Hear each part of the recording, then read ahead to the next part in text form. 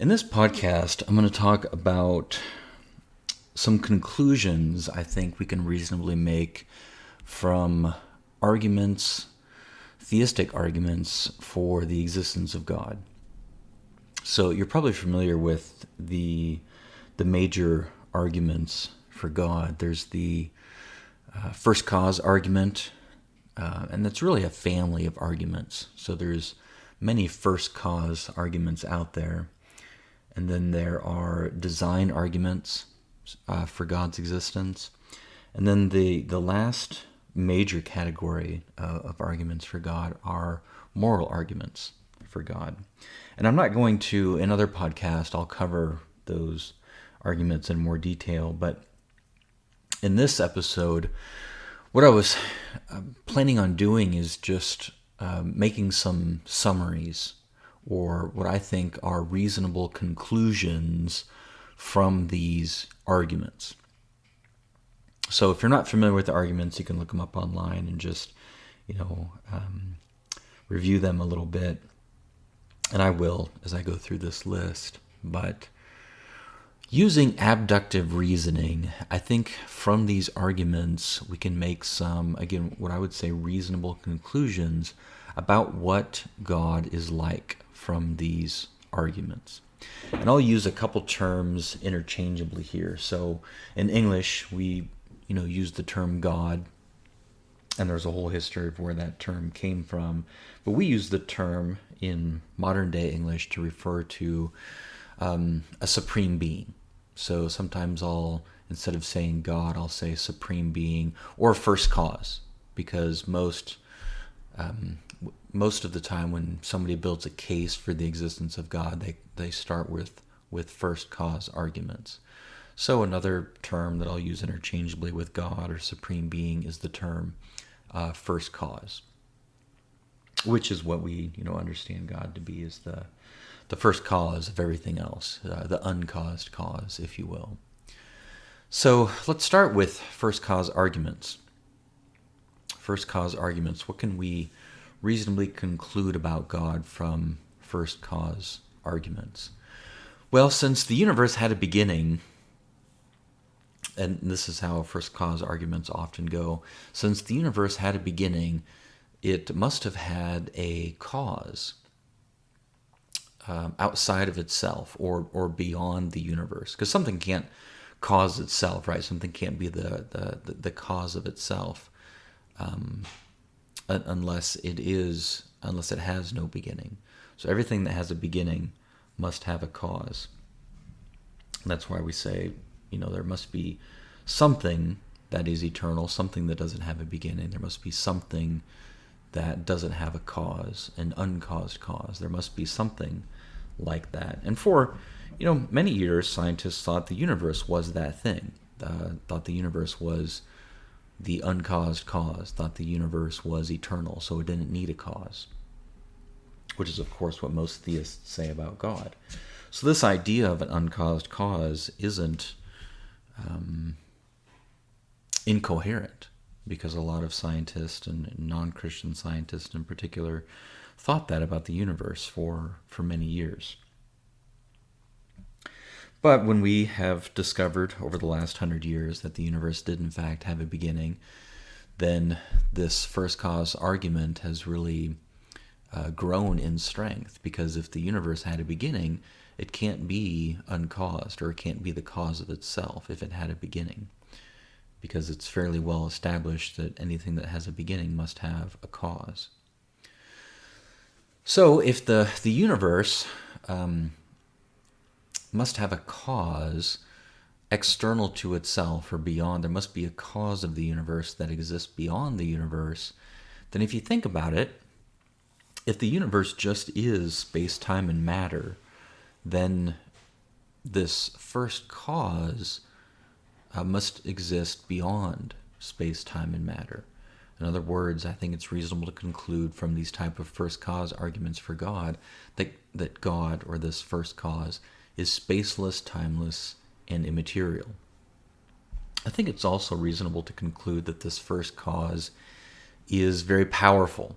And I'm using the term power here just very generally to mean something that has a great amount of ability to do things. And bringing the universe into existence seems to reflect a being, or a first cause, if you will, that has a tremendous amount of power.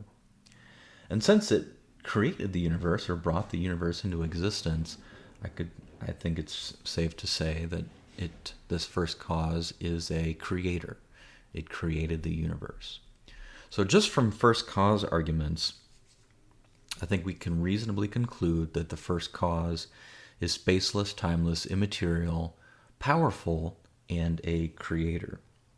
Well, let's move on to design arguments. And what design arguments for God say is, look, when we consider the universe and look at particulars about the universe and within the universe, we seem to see design. And obviously there's argument as to how much design there really is, but I think it's hard to avoid the conclusion that there is design to one degree or another seen within our universe. Even the universe itself seems to be fine-tuned, if you will. Sometimes it's called the fine-tuning of the universe argument. That is just one design argument. And most even non-Christians and atheists would agree that the fine-tuning argument is, Christopher Hitchens agreed to this, that the fine-tuning argument is the strongest argument for God's existence. But since we do see design and fine-tuning in the universe, it seems reasonable to conclude that this first cause is also intelligent. The reason being is that we've just never seen design come about from anything else but an intelligent mind, and that's an empirical premise. We've just never seen it. There's just been no empirical evidence of design coming about apart from an intelligent mind.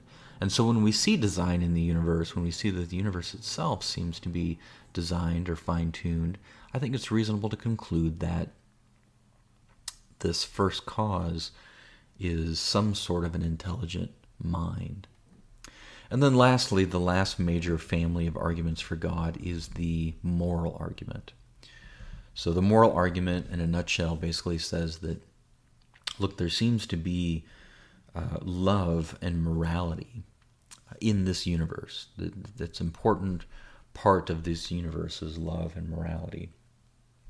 So it seems reasonable to conclude that this first cause then is also in some way the source and foundation of love and morality.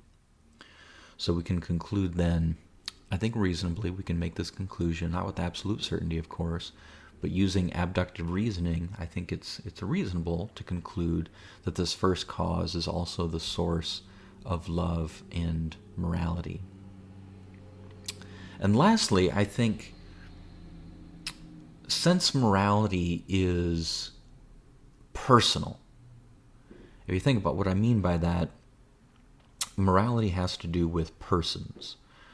In other words, I have a coffee cup in front of me, I'm sitting at a desk, a chair, right? All of these are impersonal objects, and these impersonal objects don't seem to be part of the moral realm. So if I, punched this desk or punched my wall here in my office, I'm not doing anything immoral. Maybe if somebody else owned this house, it would be immoral, because if it was owned by another person, let's say, I would be doing something immoral to that person by damaging their property. But the walls and the chair and the desk itself doesn't really seem to be part of the moral realm. Impersonal objects don't have moral properties like moral rights and responsibilities. No, morality seems to have to do with persons. We're morally responsible to other persons. Persons have moral rights and responsibilities.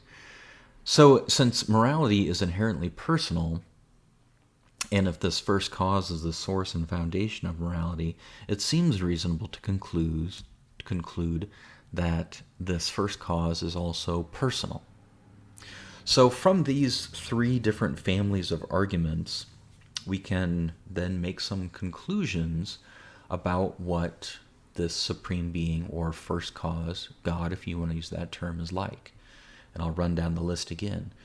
We can conclude from these types of arguments that the supreme being is spaceless, timeless, immaterial, powerful, a creator, intelligent, the source of morality, and personal. Now this is pretty incredible when you think about it. And what I'd like to do in the next podcast is run through various thinkers all around the world and throughout history who have come to this very conclusion about a supreme being. I'm very fascinated by this. It's the case that you can find these conclusions. So many people groups, many thinkers from around the world and throughout history coming to this exact same conclusion that there is a supreme being and that the supreme being has these characteristics, as I ran through: spaceless, timeless, immaterial, intelligent, personal, so on and so forth. You see thinkers coming to this conclusion in ancient Greek philosophy, Western, Eastern thinkers, Western, Eastern people groups, all throughout history, around the world, separately, independently, coming to this conclusion that there's a supreme being that has these characteristics. And I find that fascinating, even if they're not monotheistic, right? Even if they're polytheistic, they believe in multiple gods, if you will. Even polytheistic belief systems most often have one of the gods being the supreme, being the ultimate, being the source of all others. And even in our fictional writing, if you think about the Marvel Universe or Tolkien's Middle Earth, Lord of the Rings, whenever we create a fictional universe, it's almost unavoidable that we have to include some sort of ultimate. There has to be some sort of ultimate being or ultimate thing that stops the infinite regress. And this is one of the things that led, thinkers, especially Greek philosophers, to posit some sort of a first cause. Because if you don't have a first cause, then it's just an infinite regress of causes that go back in infinity. And for the most part, philosophers have rejected the idea that there can be an infinite amount of anything, infinite amount of causes. An actual infinite is usually rejected by philosophers. So it seems to come up in our thinking quite often that there must be some stopping point, or starting point, maybe I should say it that way. There has to be some first cause. There has to be some ultimate that began everything, that has itself no beginning or has no cause. So the uncaused caused, or Aristotle's unmoved mover. And so in the next podcast, what I'm going to do is I'm going to run through several examples throughout history and around the world of thinkers and people groups who came to this conclusion independently and separately from one another.